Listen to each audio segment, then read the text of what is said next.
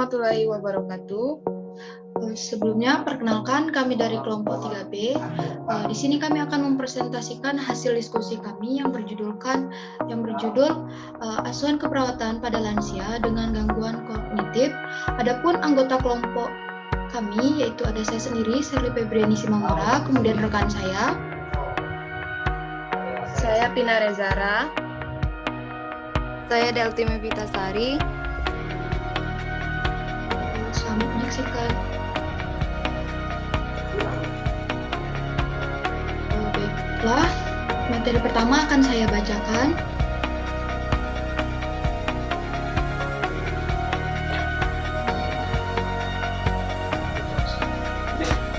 Apa itu gangguan kognitif?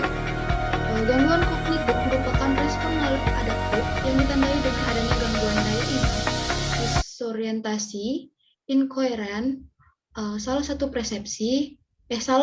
persepsi, penurunan perhatian, serta sukar berpikir logis. Gangguan ini membuat individu berada dalam kebingungan, tidak mampu menghubungkan kejadian saat ini dengan kejadian yang lampau. Adapun rentan respon yang pertama itu respon adaptif, terdiri dari berpikir logis, koheren, rasional, dan yang terakhir dapat mengambil keputusan. Yang kedua itu respon maladaptif, yang terdiri dari pelupa, kadang lupa. Yang ketiga kadang tidak dapat berpikir jernih. Yang keempat kadang salah persepsi. Yang terakhir kadang tidak dapat mengambil keputusan.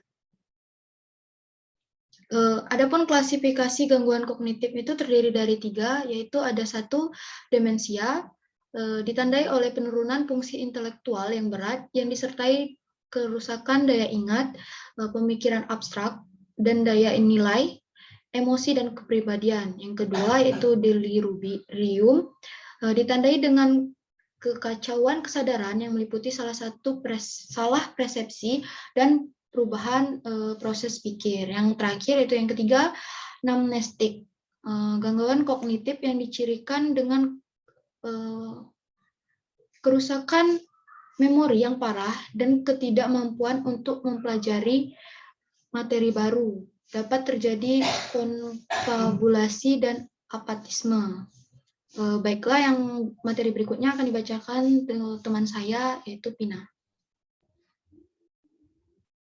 Baik, saya akan melanjutkan penjelasan dari Sherly, yaitu etiologi. Etiologi dari demensia yaitu yang pertama penyakit vaskuler seperti hipertensi, arteriosklerosis.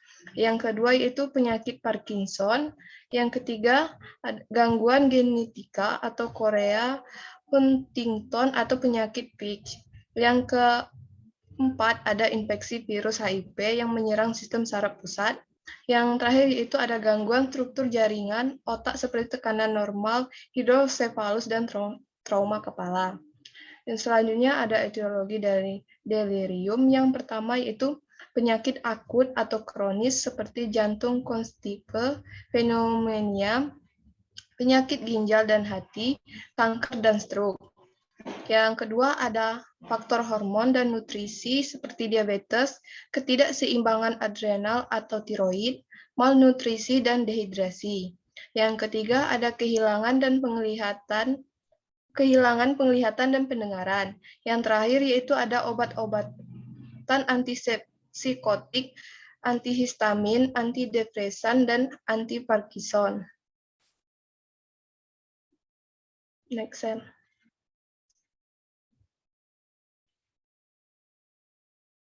Selanjutnya ada manifestasi klinis dari demensia, yaitu yang pertama yaitu apasia, kehilangan kemampuan berbahasa.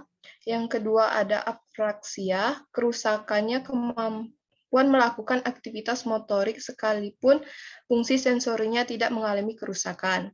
Yang ketiga ada agnosia, kegagalan mengendali atau mengidentifikasi objek atau benda umum walaupun fungsi sensorinya tidak mengalami kerusakan. Yang keempat ada konfabulasi, mengisi celah-celah ingatannya dengan fantasi yang diyakini individu yang terkena.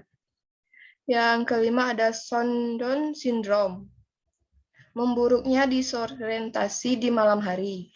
Yang terakhir yaitu ada reaksi katastropik.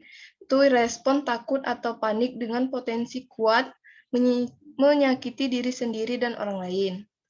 Selanjutnya ada manifestasi dari delirium. Yang pertama yaitu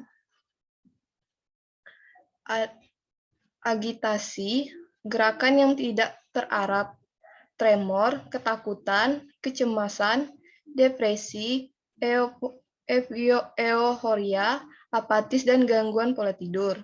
Yang kedua, terdapat pula kemungkinan gangguan bicara, inkoherensi, disorientasi, gangguan memori, dan persepsi yang salah seperti ilusi dan halusinasi.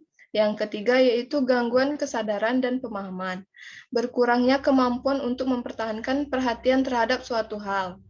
Yang keempat ada pikiran yang kacau dan percakapan yang melantur. Yang kelima ada gangguan siklus tidur bangun.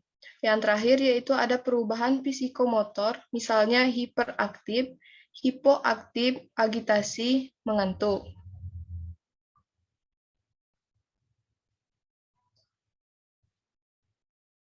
Selanjutnya ada penata laksanaan dari delirium, yaitu yang pertama, pengobatan difokuskan pada identifikasi dan penyembuhan penyebab utama sambil mendukung proses fisiologi klien dalam menjaga dan meningkatkan keselamatan.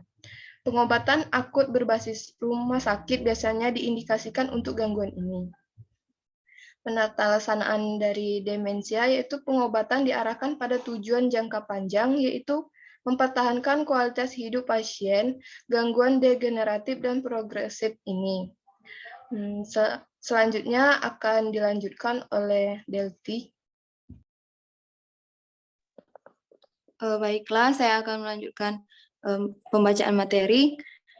Yang kedua ada konsep asuhan keperawatan, meliputi yang pertama ada pengkajian, identitas klien. Identitas klien meliputi nama, umur, jenis kelamin, suku bangsa, atau latar belakang kebudayaan, status sipil, pendidikan, pekerjaan, dan alamat. Pada pengkajian umur, didapatkan data umur pasien memasuki usia lanjut. Selanjutnya ada keluhan utama. Keluhan utama yang sering ditemukan pada klien dengan masalah psikososial demensia adalah klien kehilangan ingatan, pemeriksaan fungsi kognitif awal dia menggunakan mini mental state examination atau MMSE dari Folstein dengan skor atau angka maksimal 30. Kesadaran biasanya kompus mentis, tanda-tanda vital, pemeriksaan review of system atau ROS, pengkajian saraf kranial. Pengkajian saraf ini meliputi pengkajian saraf kranial 1-12. Selanjutnya ada pola aktivitas, kaji dengan pengkajian indeks KATZ. Pola persepsi dan konsep diri. Klien dengan demensia umumnya mengalami gangguan depresi, tidak mengalami gangguan konsep diri.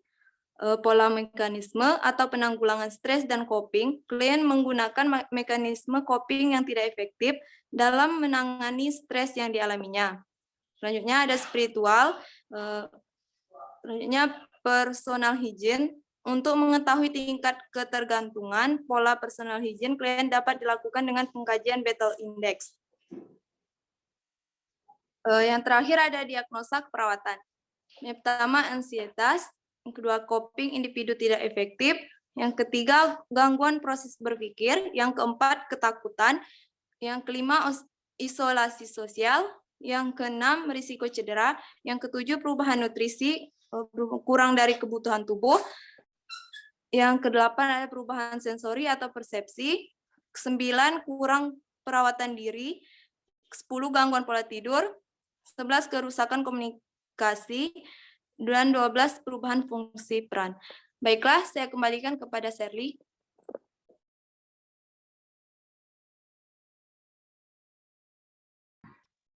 Baiklah, demikian presentasi dari kami, kelompok 3. Kami ucapkan terima kasih.